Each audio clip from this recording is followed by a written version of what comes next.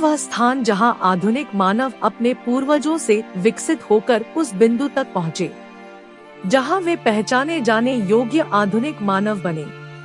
यह प्रश्न लंबे समय तक भयानक कलह और बहस का स्रोत रहा है। प्रारंभ में जीवाश्म साक्ष्य की कमी के कारण अफ्रीका को नजरअंदाज कर दिया गया था, लेकिन अब यह स्पष्ट हो गया है कि अफ्रीका वास्तव में वह स्थान है जहां हमारी साझी उत्पत्ति हुई होगी। दोस्तों, आगे बढ़ने से पहले हमारी आपसे विनती है कि आप हमारे चैनल को लाइक, शेयर और सब्सक्राइब अवश्य करें, जिससे कि हमारी टीम आपके लिए आदिमानव से जुड़ी सभी घटनाओं को एकत्रित करके एक वीडियो के माध्यम से आप तक पहुंचा सके।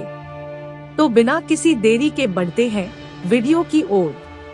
दोस्तों, पिछले कुछ दशकों में नई पुरातात्विक खोजों, बेहतर डेटिंग और आनुवंशिक साक्ष्य के कारण यह स्पष्ट हो गया है कि अफ्रीका वास्तव में वह स्थान है जहां हमारी सबकी उत्पत्ति हुई है।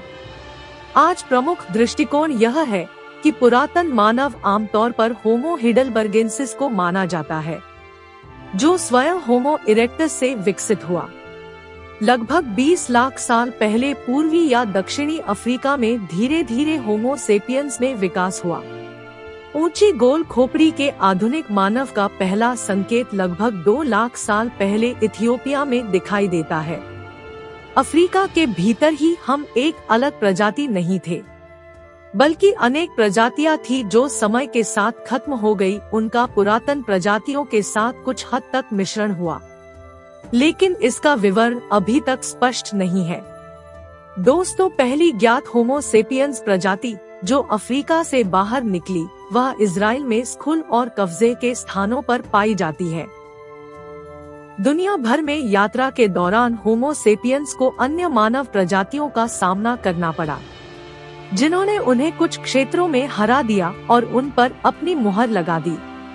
दिलचस्प बात यह है कि इनमें से कुछ निश्चित रूप से निएंडरथल और डेनिसोवन ने भी हम पर अपनी छाप छोड़ी।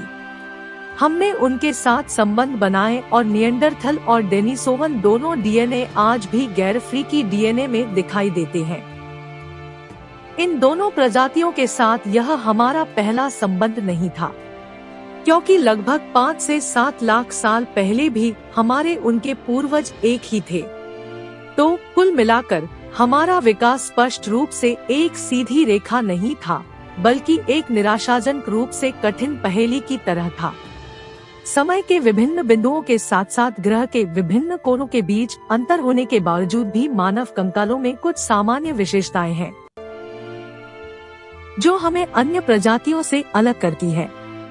यहाँ तक कि हमारी प्रजाति के शुरुआती सदस्यों के पास हमारे अधिक मजबूत पूर्ववर्तियों की तुलना में अधिक पतला और चिकना कंकाल था, जिनका ठंडे क्षेत्रों में फैलने का मतलब था कम तापमान का सामना करने में कम सक्षम थे, क्योंकि हमारी हल्की संरचनाएं हमें और अधिक कठिन बना देती है।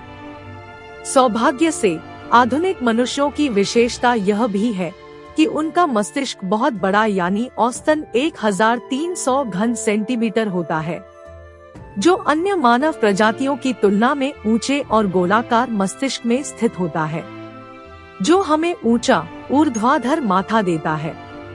इसने निस्संदेह हमें अपने लाभ के लिए आग का उपयोग करने और कम सुखद तापमान से निपटने के दौरान हमें गर्म रखने के लिए काफी उपयोगी कपड़े विकसित करने में मदद की। तो दोस्तों, आज के लिए बस इतना ही। तो मिलते हैं एक और नई इंटरेस्टिंग वीडियो के साथ, तब तक के लिए धन्यवाद।